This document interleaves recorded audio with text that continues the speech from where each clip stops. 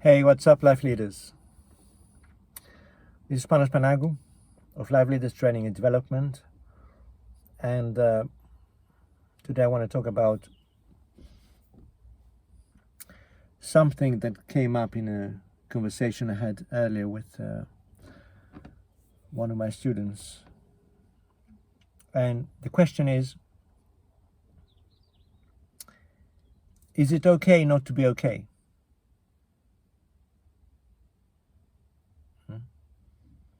Is it okay not to be okay?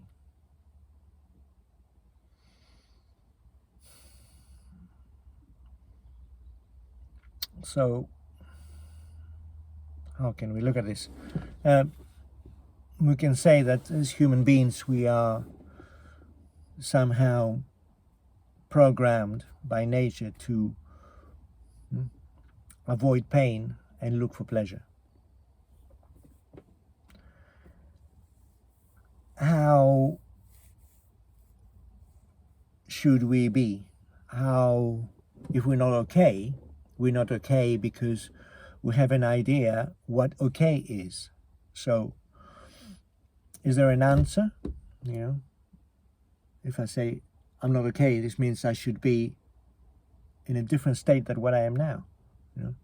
So, how should we be? How should we feel? How should we look? How should we behave?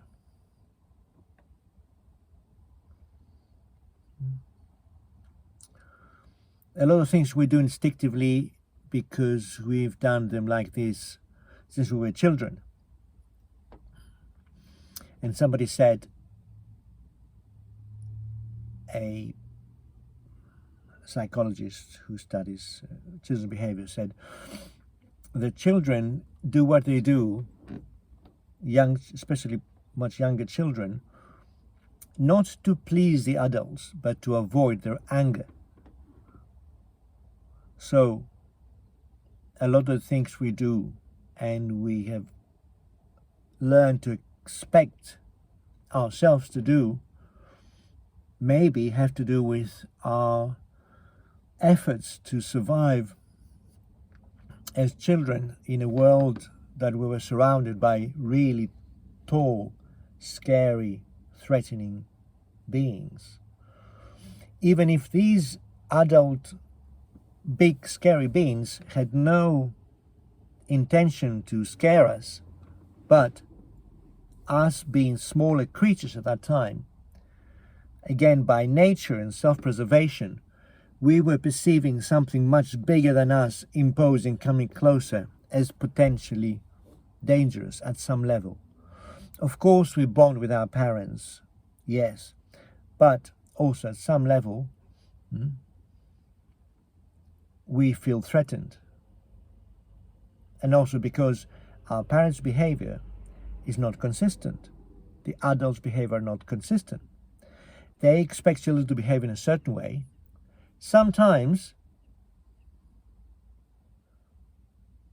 in a way that's not logical, because very often the children don't understand what is the right way that adults expect them to behave. So they say, okay, in a very basic stage of the evolution of the Homo sapiens brains of a child that is 3, 4, 5 years old. At that time, I may have an idea that I should do this, and that's the reaction I'm going to get. But sometimes I get a different kind of reaction. So it can be very confusing at an early age what we're supposed to do. So in the beginning, when children start speaking, talking, everybody is very happy when they start talking, when they start moving, they start walking, standing up, doing things. The children, the toddlers, the young children, they get a very positive reaction from their parents. Very soon after that, suddenly, the new message is, stand still, don't move, don't talk, be quiet. So this is the beginning of split brain, beginning of schizophrenia for a child. So am I supposed to talk? Am I supposed to not talk and shut up? Am I supposed to move or not move?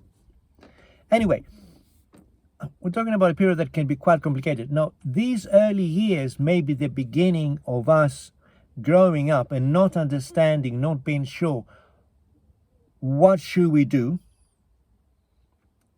And also, how should we feel? How should we look? How should we behave? Because there's no manual for the human race. We don't come with a manual that says this is how you should, what you should do. This is how we should behave. There isn't. And so just trying to realize, to find out why we do what we do, certain reasons, and then what we're supposed to do. So my suggestion is to start with, it's okay not to know what to do, because there's no manual.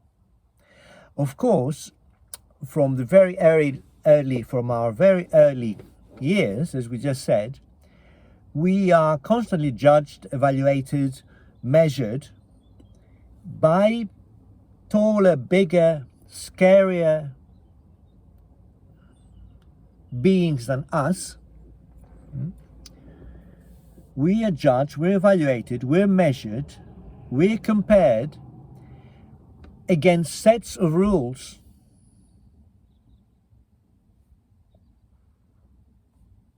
and standards that were created very often, very long time ago. How our society is, how children should behave, how we should behave. So we grow up and we're given a set of rules created a long time ago by people that have never met us. And normally, the people that create the rules to protect themselves. This is my suggestion. Okay, there may be some God-given rules. Well, you can take this with a pinch of salt, or you can think through this.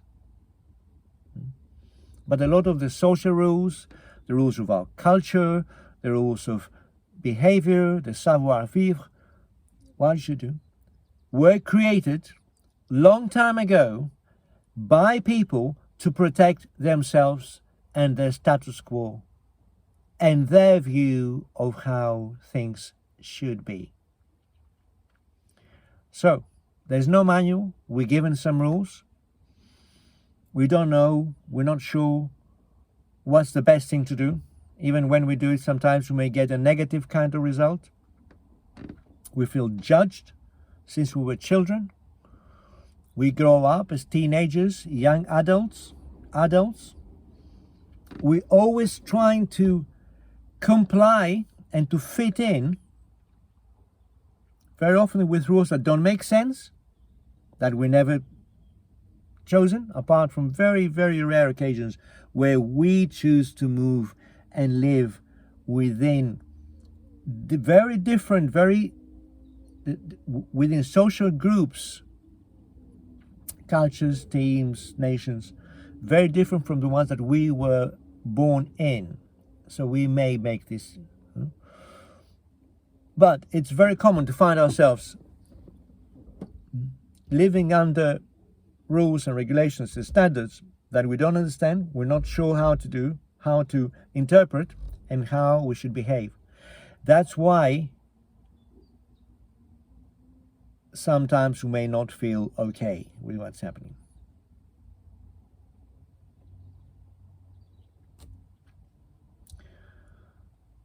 Understandable. Of course, this has to do with how we are physically and how stressed we are in general, how well we are physically and mentally. But let's say for an average state of well-being, we will still feel challenged at some point, not knowing what to do, how to behave, and whether it is okay not to be okay. So what's the solution? Is there a solution to this? How do we escape from this sense of, I'm not really feeling well, I don't feel comfortable, I don't feel at home? What do we do? First of all, to accept it's okay not to be okay. That's part of a human condition. That's guaranteed. It's going to be like this. Then there is a gap between us and what we want to achieve. There's always a gap between us and something we want to achieve. And I'm going to suggest now a bridge for this gap.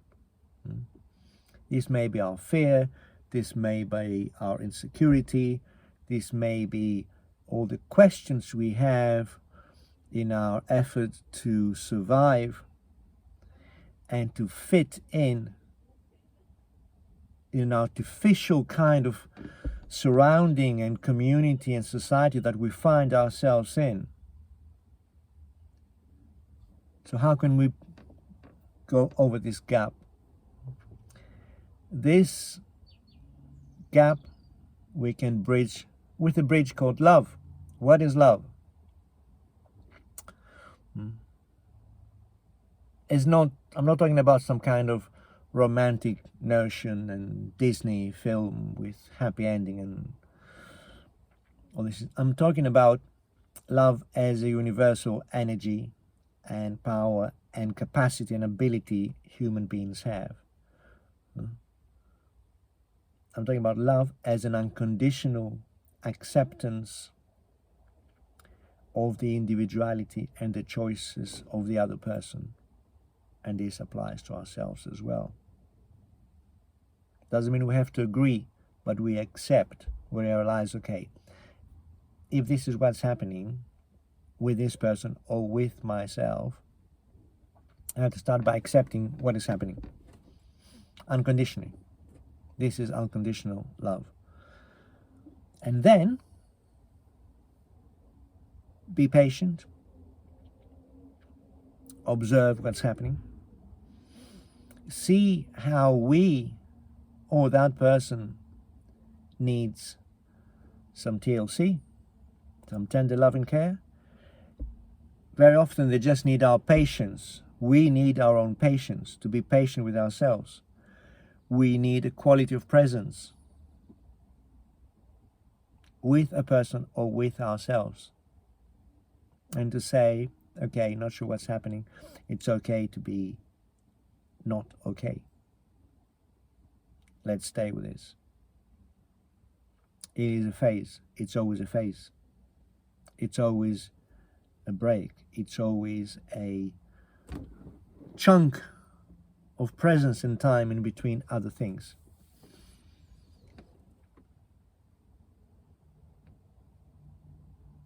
That's the idea.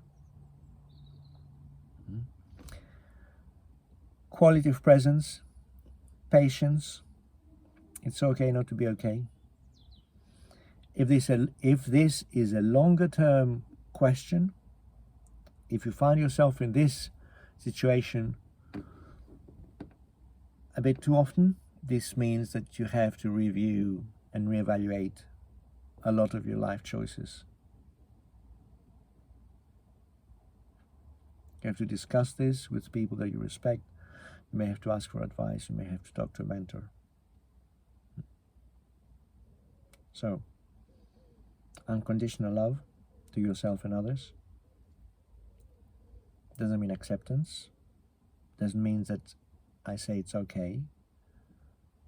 That's what it is. I say this is what it is now. This is what's happening now. And I'm going to explore ways to change this. That's my suggestion. Have a think about these things. Give me your comments below. Let me know what you think. It's very important for me. Okay. That's it.